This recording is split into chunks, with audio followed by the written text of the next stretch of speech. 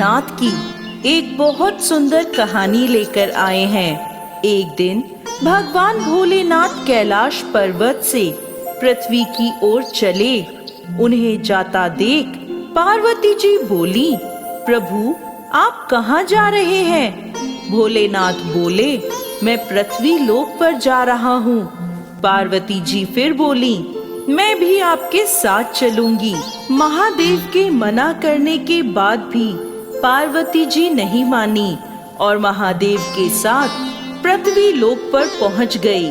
घूमते घूमते पार्वती जी को भूख लगी।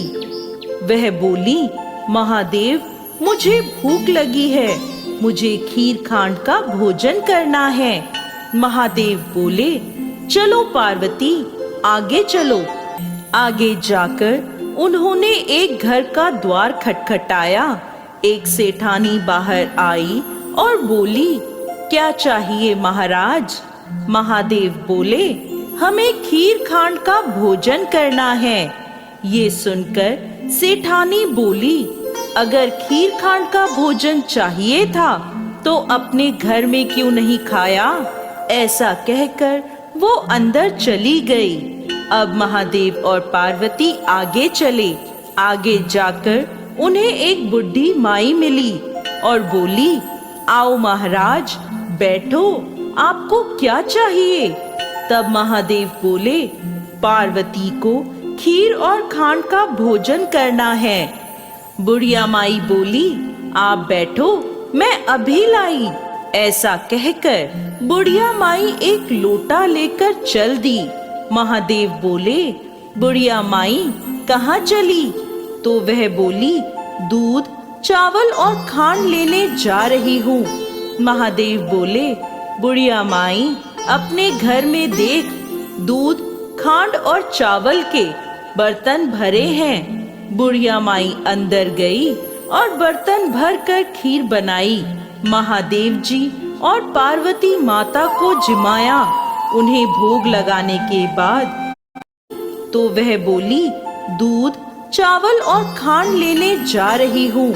महादेव बोले, बुढ़िया माई अपने घर में देख, दूध खांड और चावल के बर्तन भरे हैं। बुढ़िया माई अंदर गई और बर्तन भर कर खीर बनाई।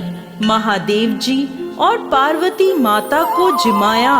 उन्हें भोग लगाने के बाद बुढ़िया माई बोली, महाराज बची हुई खीर का क्या करूं? मेरे घर में तो कोई नहीं है। महादेव बोले, बुढ़िया माई आंख बंद कर। महादेव के कहने पर बुढ़िया माई ने आंखें बंद कर ली। महादेव फिर बोले, बुढ़िया माई अब अपनी आंखें खोल। जब बुढ़िया माई ने आंखें खोलकर देखा तो उसके घर में बेटा, बहू और पोते पोतियों से भरपूर परिवार हो गया। ये देखकर बुढ़िया माई बोली, महाराज अब परिवार को रखूं कहाँ? मेरे तो ये एक छोटी सी झोपड़ी है। महादेव ने जाते जाते झोपड़ी को एक लात मारी और वह महल बन गई। बुढ़िया माई खीर के कटोरे भर भर कर बांटने लगी। ऐसे ही वो सेठानी के घर खीर देने पहुंची। सेठानी बोली, तेरे घर खीर कहाँ से आई? बुढ़िया माई बोली, मेरे यहाँ महादेव जी और पार्वती माता आए थे, उनकी कृपा से ये सब हुआ है। सेठानी बोली, मेरे घर का धन तेरे घर में कैसे गया? मेरे पास तो कुछ भी नहीं रहा।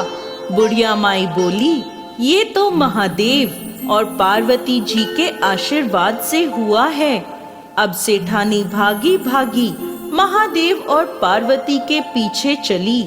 उनके पास पहुंची और बोली, महाराज मेरा धन उस बुढ़िया को क्यों दे दिया? महादेव बोले, मैंने तो ना उठाया ना दिया, तूने ना की इसलिए तेरे ना हो गई, उसने हाँ की इसलिए उसके हाँ हो गई। वो महादेव जी के पैर पकड़कर खड़ी हो गई और बोली, महाराज